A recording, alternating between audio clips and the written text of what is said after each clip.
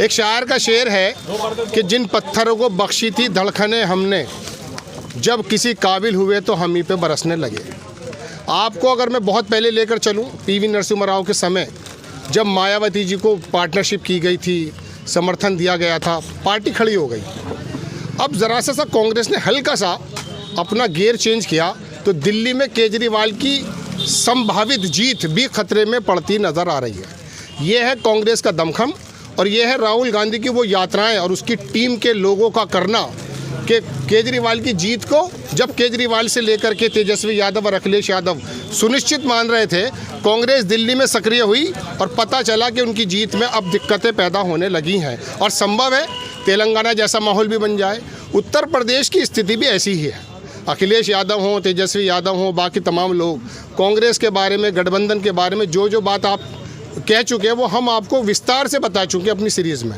लेकिन उत्तर प्रदेश में अखिलेश यादव के साथ 2026 में, 2027 में जो एक संभावित मामला बन सकता है, क्या उसके साथ जाने में कांग्रेस को फ़ायदा होगा या फिर जिस प्रकार से दिल्ली में खड़े हो गए वो अचानक और केजरीवाल जी की नींद ख़राब हो गई है, ऐसा भी संभव है। हमारे साथ नेशनल जो है एक नेता बड़े हैं, प्रदीप नरवाल जी सचिव बता रहे हैं और ये इलेक्शन भी लड़ चुके हैं हरियाणा से और कोर मेंबर टीम के हमें बताया गया कि और काफ़ी चर्चित चेहरा भी रहे हैं।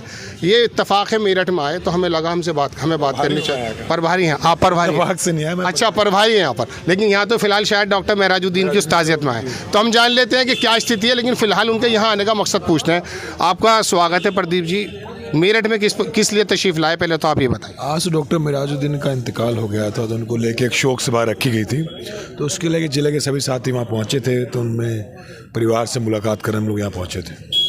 वाकई वो एक बड़ी ज़बरदस्त शख्सियत थी मेरठ की, उनका ख़ानदान, उनकी बड़ी खिदमत रही हैं, कांग्रेस को लेकर भी धचका है। लेकिन प्रदीप जी मैं अपनी बात कर लेता हूं, चूँकि राजनीति की खबर हम ज़्यादा करते हैं। क्या संभव है अखिलेश यादव के साथ भी आने वाले समय में ऐसी वाली बात हो जाए जैसा कि दिल्ली में केजरीवाल के साथ हो रही है?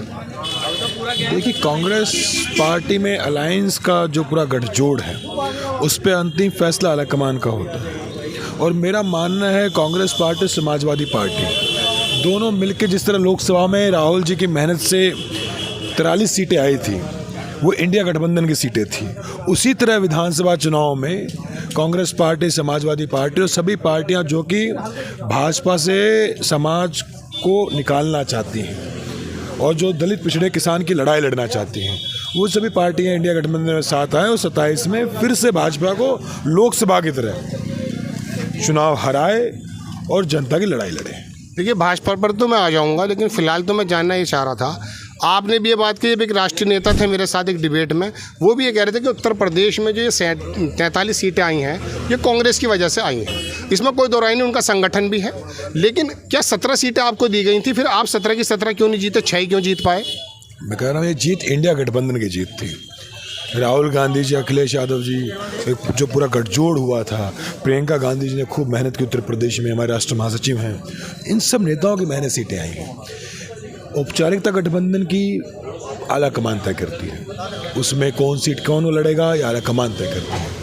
कांग्रेस पार्टी 17 सीटें मिले, बिल्कुल सही बात है, जिसमें से 6 सीटें हम 30,000 से कम मार्जिन से हारे हैं, 6 हम जीत के आए हैं। और आप पता करेंगे कि भाई जिस तरह सीटें कांग्रेस में लड़े और जितने दमखम से कांग्रेस लड़ी है, जो काबिल तारीफ़ है।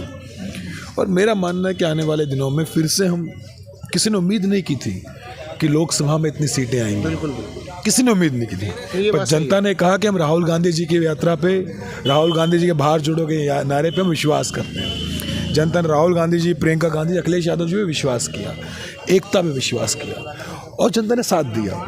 और जो सरकारें जो पहले कहती थी हम 400 पार, वो 240 पे आए खड़ी हो गई। वो कहते थे कि उत्तर प्रदेश के अंदर तो 70 सीटें पार करेगी बीजेपी, और 43 सीटों पे हमारा विपक्ष आए खड़ा हो गया, जो कि 80 में से 43 बहुमत से ज़्यादा सीटें हैं। तो मेरा मानना भविष्य में भी, और समाज के एक बड़ा वर्ग, जो खासकर समाज में जो दलित पिछड़ा किसान है, जो महिलाएं हैं, जो छोटे व्यापारी हैं, वो लोग समझते हैं कि देश को अब इस भाजपा के झूठ से बाहर निकालना है, ये झूठ तंत्र से बाहर निकालना है। और मेरा मानना है कि हम लोग पूरी गठबंधन की एकता के लिए पूरी ताकत से काम करेंगे। और मेरा मानना है कि राहुल जी के नेतृत्व में, प्रियंका जी के नेतृत्व में फिर से हम 27 में लड़ाई लड़ने जाएंगे और पूरी ताकत से चुनाव लड़ेंगे और भाजपा का सफाया करेंगे उत्तर प्रदेश। आपकी नरवाल जी बड़ी संतुलित बातें हैं और बार बार आप बीजेपी पे चले जाते हैं, लेकिन मैं आपको रिक्वेस्ट के साथ फिर उत्तर प्रदेश अखिलेश यादव पे लेकर आ जाता हूँ। केजरीवाल का समर्थन उन्होंने कर दिया, जाहिर सी बात है कांग्रेस में इंडिपेंडेंट लड़ रही है। मैं सिर्फ इतना जानना चाहता हूं कि 2027 में आकर के अखिलेश यादव फिर दोबारा से वही बात कहने लगे जो भी दिल्ली में कह रहे हैं। उस स्थिति में क्या आपको नहीं लगता कि आपने ज़मीन तैयार कर दी है? आपके साथ तमाम वो वर्ग है जो किसी ज़माने में आपके साथ हुआ करता था, दोबारा आपकी तरफ देख रहा है, तो क्या अकेले लड़ने की संभावना है? लोकसभा में हमने कहा था कि हम 80 की 80 सीटों में तैयारी कर रहे हैं। मैं तैयारी की, जहाँ हमारे प्रत्याशी लड़े वहाँ कांग्रेस पार्टी लड़ी, जहाँ सपा के प्रत्याशी लड़े हमने हमारे सब कार्यकर्ताओं ने सपा की मदद की, क्योंकि हमने इंडिया गठबंधन की मदद करने के लिए हम जमीन पर खड़े हैं। आज भी कांग्रेस पार्टी 403 की 403 विधानसभाओं में पूरी ताकत से अपने संगठनों को खड़ा करेंगे। हम हर ब्लॉक, हर न्याय पंचायत में कार्यकर्ताओं को खड़ा करेंगे हम लोग। और हमारा कार्यकर्ता संविधान की लड़ाई गांव से लेकर कैंडिडेट भी खड़ा कर दें, गांव से लेकर शहर तक लड़ाई लड़ेगा, देश के संविधान को बचाने की लड़ाई। और जहाँ जहाँ जरूरी पड़ा वहाँ कैंडिडेट भी खड़े करेंगे। और जहाँ पे कांग्रेस जो गठबंधन होता है, भाई गठबंधन धर्म में हम भी जहाँ मजबूत होंगे, जहाँ पे गठबंधन वहीं तो मदद पहुँचाएंगे। तो हमारे दायित्व है कि संविधान को बचाने के लिए हम गांव-गांव जाएं। कांग्रेस पार्टी, हमारे कार्यकर्ता गांव-गांव जाएंगे, गली-गली जाएंगे। हर गांव में, हर गली में, हर मोहल्ले में कांग्रेस पार्टी कार्यकर्ता खड़ा होगा। और जहाँ हमारे आला कमान का निर्देश होगा आपको यहाँ लड़ना, हम पूरी ताकत से लड़ेंगे। जहाँ हमें निर्देश होगा आपको किसी समर्थन करना, वहाँ समर्थन करेंगे। पर तो मैं फिर से दोबारा कहूँगा, कांग्रेस पार्टी के गठबंधन को लेकर सारे निर्णय हमारी आला कमान तय करती है। हमारे राष्ट्रीय अध्यक्ष माननीय मल्लिकार्जुन खड़गे जी तय करते हैं, नेता प्रतिपक्ष राहुल गांधी जी तय करते हैं, हमारे राष्ट्रीय महासचिव हम सब की नेता प्रियंका गांधी जी तय करती है। जो आला कमान का आदेश होगा हम सब कार्यकर्ताओं को, हम सब कार्यकर्ता हैं, कोई राष्ट्रीय सचिव है, कोई प्रदेश अध्यक्ष है, कोई जिला अध्यक्ष है, पर अंततः पार्टी कार्यकर्ता हैं। जो पार्टी आला कमान तय करे उस पर काम करेंगे। लेकिन मेरा कहना है कि उत्तर प्रदेश की जनता आज बदलाव चाहती है, बदलाव चाहती, तभी लोकसभा में ये हालात भाजपा का जनता ने किया है सारे आडंबरों के बावजूद। तो 27 में आपको दोबारा देखने को मिलेगा, मेरा पूर्ण विश्वास है। आपकी तैयारी पूरी है? कांग्रेस पार्टी हम देखिए अभी हम संगठन बना रहे हैं। प्रदीप जी, आपने बड़े संतुलित जवाब दिए और राहुल जी ने जो गठबंधन निभाने की बात है वो करते हैं, हमेशा गठबंधन की बात वो करते हैं, कांग्रेस की बात वो बहुत बाद में करते हैं। आप भी उसी पे कुछ नज़र आए। लेकिन मैं प्रदीप जी, अब मैं चलिए आगे का एक सवाल ये कर लेना चाहता हूँ, हालांकि उस पर भी आप बहुत ज़्यादा मोहतात यानी कि कंट्रोल नज़र आएंगे, लेकिन फिर भी आप जातिवादी की बात नहीं करेंगे। लेकिन एक बात मैं आपको बता दूँ, उत्तर प्रदेश की जहाँ तक बात है, जहाँ के आप प्रभारी भी हैं, मैं आपको बता दूँ, दलित समाज, मुस्लिम समाज और बाकी इंसाफ पसंद तबका आज के वक्त में ज़मीन पर आपकी तरफ आना चाहता है। और ये वो दो बड़ा वर्ग था, जैसे ब्राह्मण समाज को भी जोड़ सकते हैं आप। मैं तो बहुत सीधी साफ सुथरी बात करता हूँ, आप उसे जवाब देते में बहुत ज़्यादा कंट्रोल करेंगे। लेकिन मैं बता दूँ, क्या आप फिर भी इन दोनों समाजों के मद्देनज़र, आप कहेंगे कि मैं सारे समाजों की बात करूँगा, लेकिन मैं फिर भी कहना चाहता हूँ ये आपका कोर वोटर था।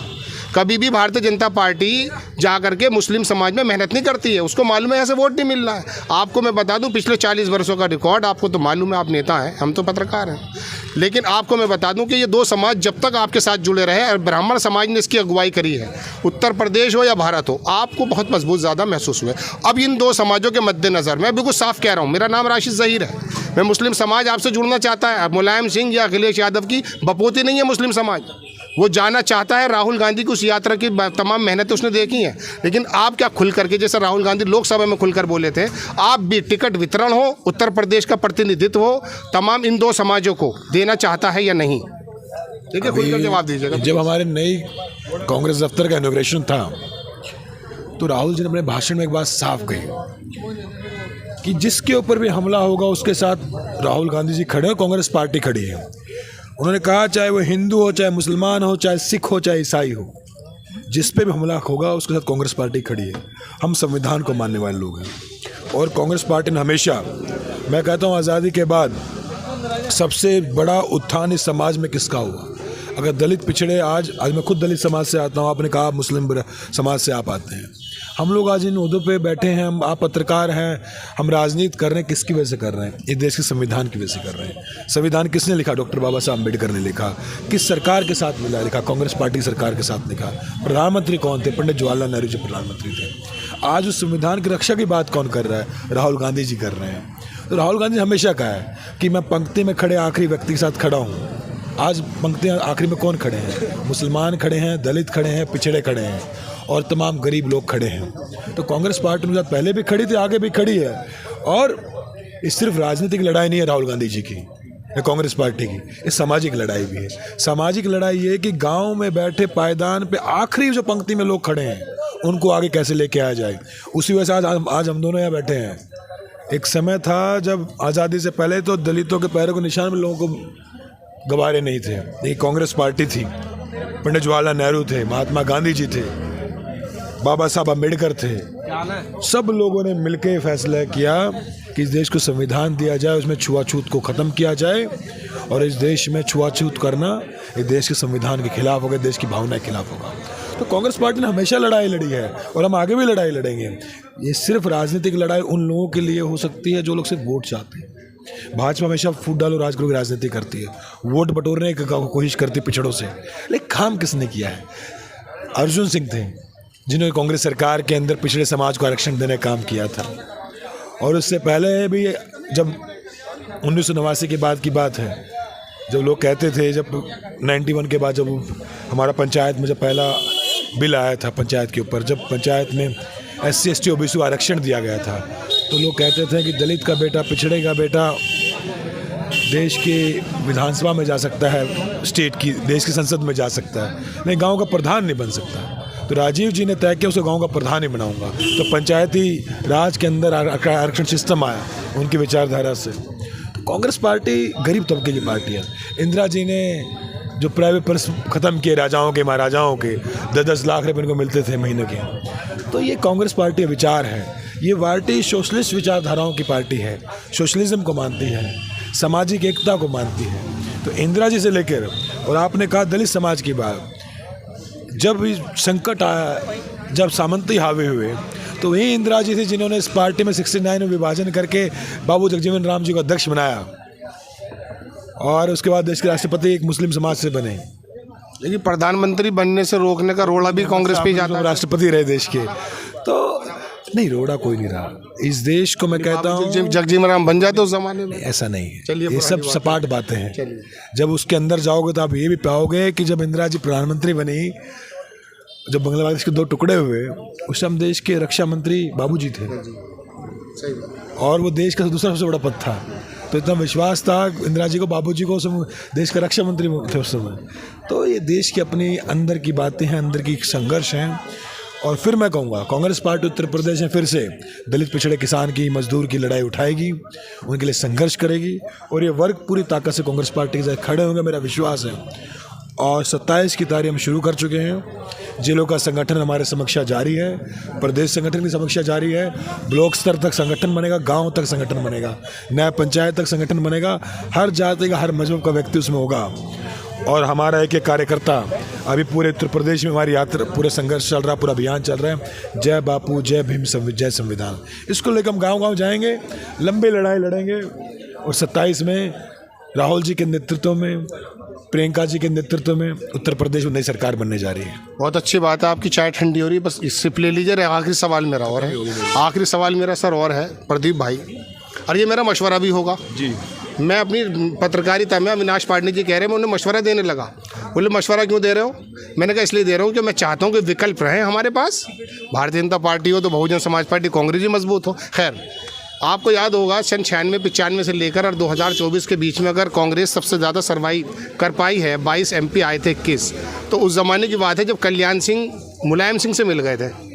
तो उस समय पिछले 20-30 सालों में मुस्लिम समाज ने ये सोचा कि जाएँ तो कहाँ जाएँ, ये मौलाना मुलायम भी चले गए कल्याण सिंह के साथ, ऐसा लोग कहते थे, हम नहीं कह रहे। एक समय अब आया है जब मायावती ने काशी राम जी के उस बनाई हुई मेहनत को छिन बिन करके रख दिया है। और आपने कहा SC समाज से आप आते हैं, इसलिए मैं सवाल कर रहा हूँ।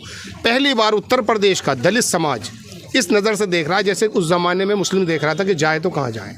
आपसे मेरा फिर वही सवाल आ जाता है बढ़ करके कि ये 2 समाज, भले आप जाति की बात ना करें, लेकिन ये आपकी तरफ देख रहा है। 43 सीटें जो आई हैं, जो राहुल गांधी जी ने यात्रा की, भारत जोड़ो यात्रा, उसमें बार बार एक बात की कि मैं इस देश की अक़लियत के साथ खड़ा हूँ, मैं देश के दलित पिछड़ों के साथ खड़ा हूँ और संविधान को लेकर चले पूरे देश में। उसी की वजह से 43 सीटें आज हैं। लोकसभा में उत्तर प्रदेश के दलित पिछड़े ने एक साथ आके, छोटे व्यापारी ने एक साथ आके कांग्रेस को वोट दिया है और इस विश्वास पे वोट दिया कि राहुल गांधी जी हमारी जान की हिफाजत करेंगे। और आगे भी वो पूरा समाज उस किताब देश के संविधान पर विश्वास करता है जिसके रक्षक देश में राहुल गांधी जी हैं।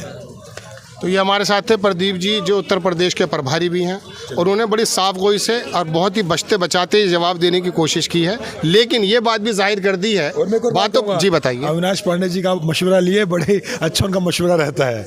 अब मैं बता दूं आपको तो ये, लेकिन इन्होंने बातों बातों में जाहिर कर दिया कि 403 सीटों पे इनके कार्यकर्ता, कैंडिडेट नहीं, तैयार खड़े हैं, इनकी तैयारी पूरी है। अखिलेश यादव या कोई दूसरी पार्टी का बंदा या कोई और भी इस भुलावे में ना रहे कि कांग्रेस अब आकर के छोटे भाई का रोल अदा करने वाली है। मजबूती से चुनाव लड़ेंगे, इंडिया गठबंधन मजबूती से चुनाव लड़ेगा। मेरे साथ कैमरामैन रियासत अली के साथ मैं राशिद ज़हीर, 4 PM न्यूज़ के लिए।